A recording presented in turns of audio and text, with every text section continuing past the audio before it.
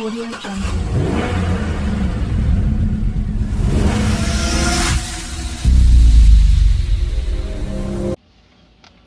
What's up mga katropa? So mayroon tayong Chevrolet Silverado 2014 model.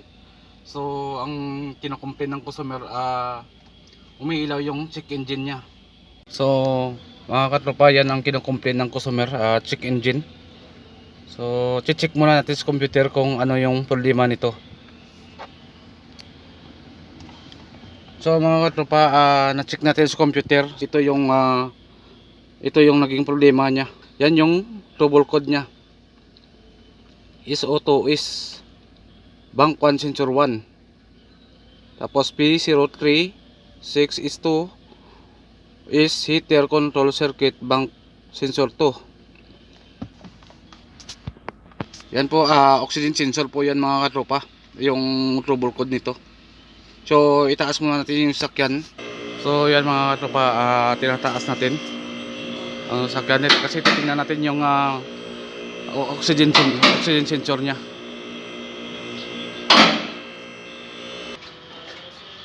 So ito yung mga katropa, ang oxygen sensor nya, apat po ito. Isa. Tapos dito naman sa may kanan, dalawa rin to. Yung oxygen sensor nya nakakabit dito sa may exhaust nya. Ito yung problema. Ito may problema tong oxygen sensor, kaya lang umilaw tong oxygen sensor kasi nga ito, kinating na to. Sinanggalin yung catalytic nya dito sa may loob. Parang bahay po nang bubuyog yun sa loob. Ito no, sa kabila, tinanggal din. So kahit palitan natin ng oxygen sensor to, walang mangyayari ito. Talagang iilaw pa rin siya. So kung magpalit ka nito, kailangan mo palitan ng buo to.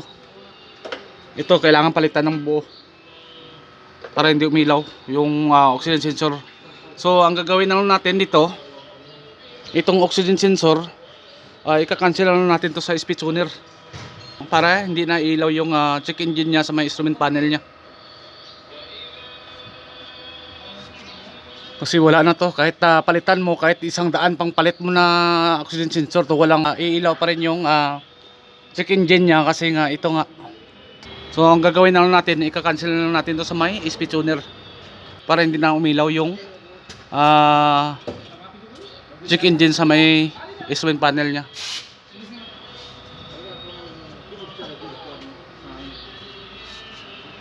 Ito yung pang-cancel ko sa mga code speed tuner. Switch on muna natin.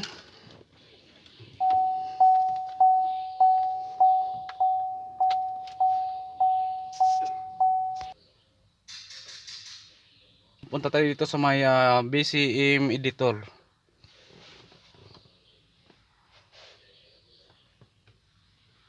Tapos dito tayo sa, pindutin natin ito, click. Tapos read. Yun na mga katropa, malapit na tayo.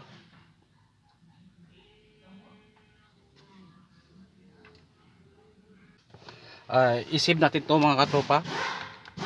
Silverado 2014.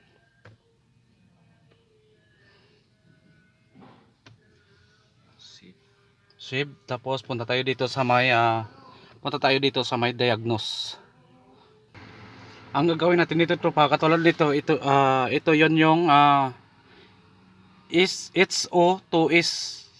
So heater yan, heater control circuit bank 1. So igagawin natin dito, click natin ito. Tapos no error report natin. No error report. Ganyan, no error report. Lahat ng oxygen sensor no error report natin.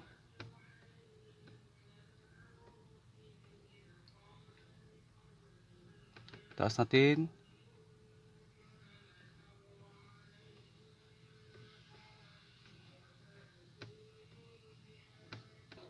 Hanapin na natin yung mga oxygen sensor.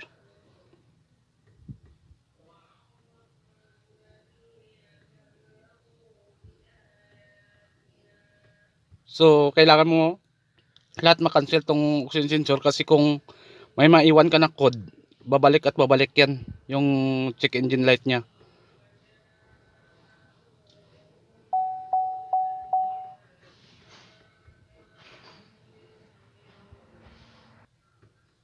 Check natin to. No error report. Check. Check.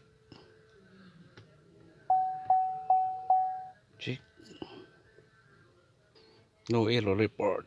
So marami ito mga katropa. Huwag yung kalimutan na na mayroong code na matitira, kasi babalik at babalik yan. So gawin nyo lang no error report nyo. Ganyan lang.